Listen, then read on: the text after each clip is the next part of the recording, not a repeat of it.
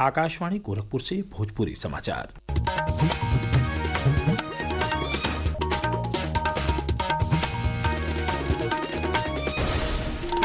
नमस्कार, समाचारन के साथे हम वेद प्रकाश पाठक।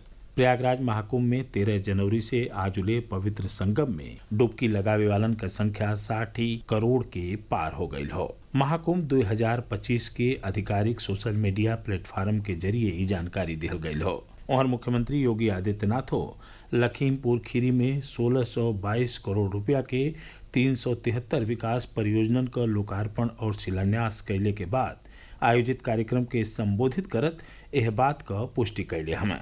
अपने संबोधन में वहां के कहने की आज पूरा दुनिया प्रयागराज के महाकुंभ में भागीदार बने बदे उत्साहित हो। ई महाकुंभ प्रदेश के सामर्थ्य के देश और दुनिया के सामने रखे वाला हो। एक लोहा पूरा दुनिया मानती हो। आज लखीमपुर खीरी में मुख्यमंत्री कहने की प्रधानमंत्री नरेंद्र मोदी की अगुवाई में प्रयागराज महाकुंभ दिव्य और भव्य तरीका से आगे बढ़ रहा हो। कि महाकुंभ में देश की आधी आबादी अब तक आस्था की पवित्र डुबकी लगा चुकी है। आज 60 करोड़ लोग यानी 60 करोड़ श्रद्धालु 13 जनवरी से लेकर के आज 22 फरवरी है, 22 फरवरी के बीच 60 करोड़ श्रद्धालु महाकुंभ में आस्था की पवित्र डुबकी लगा चुका होगा। दुनिया के अंदर किसी आयोजन में इतनी बड़ी भागीदारी नहीं होती।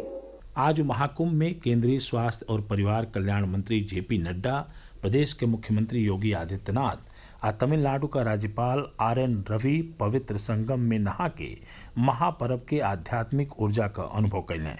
नहिले के बाद राज्यपाल कहना कि महाकुंभ खाली धार्मिक आयोजन नहीं बल्कि भारत के आध्यात्मिक और सांस्कृतिक पुनर्जागरण का केंद्र हो। ए बीचे महाशिवरात्रि पर महाकुंभ में भारी भीड़ के संभावना के देखत प्रयागराज के स्वरूप रानी नेहरू अस्पताल में गहन चिकित्सा इकाई ICU में बिस्तरन के संख्या बढ़ा के 147 कर दिल गई हो। एगो रिपोर्ट। SRN अस्पताल में अब 147 ICU बेड हैं। किसी भी आपातकालीन चिकित्सा स्थिति से निपटने में ये अस्पताल बेहद कारगर साबित होगा, जिसमें ट्रोमा केयर और वेंटिलेटर की सुविधा 24 घंटे उपलब्ध है। ट्रोमा केयर सेंटर में वेंटिलेटर, मॉनिटरिंग सिस्टम और आपातकालीन चिकित्सा दलों सहित अत्याधुनिक उपकरण उपलब्ध हैं। महाशिवरात्रि पर महाकुंभ में करोड़ों श्रद्धालुओं के आने की उम्मीद है। राज्य सरकार किसी भी आपातकालीन चिकित्सा स्थिति से निपटने के लिए आवश्यक तैयारी पूरी कर रही है।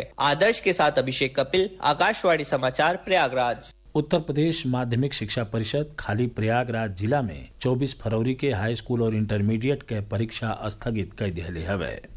भगवान बुद्ध का महापरिनिर्वाण स्थली कुशीनगर में बिहने 24 फरवरी के अंतर्राष्ट्रीय थाई महोत्सव का आयोजन कल जाये। कुशीनगर का थाई बुद्ध मोनास्ट्री का प्रभारी फ्रा सोमपांग ई जानकारी देने वहाँ के बतौनी की आयोजन में अलग अलग गतिविधियों के साथ बौद्ध भिक्षु भारत और थाईलैंड के खुशहाली और विकास और विश्व शांति बदे प्रार्थना करी हैं।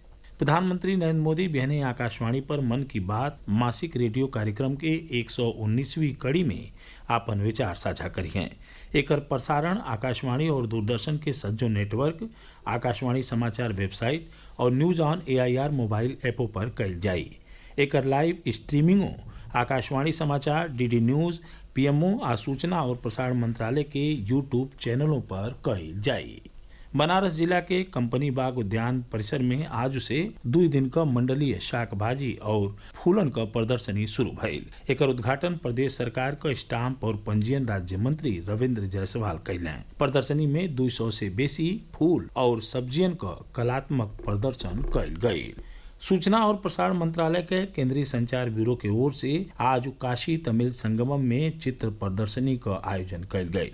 इस प्रदर्शनी में कई गो विद्यालयन का विद्यार्थी और दर्शकन बदे पोस्टर, पेंटिंग आ प्रश्नोत्तरी प्रतियोगिता का आयोजन कल गयी। दोनों प्रतियोगिता के विजेता प्रतिभागियन के केंद्रीय संचार ब्यूरो के बनारस क्षेत्रीय कार्यालय के ओर से पुरस्कार दिहल गयी। सुंदरकांड पाठ के साथ आज अम्बेडकर नगर महोत्सव का शुरुआत हो गई। ई 24 फरवरी ले चली। ए मौका पर भइल पूजा अर्चना में जिलाधिकारी अविनाश सिंह के सधई जिला भर के अधिकारी शामिल भइल। विकास और विरासत थीम पर आधारित यह महोत्सव में भोजपुरी और बॉलीवुड कलाकार आपन प्रस्तुति दी हैं। समाचार पूरा भइल। नमस्कार।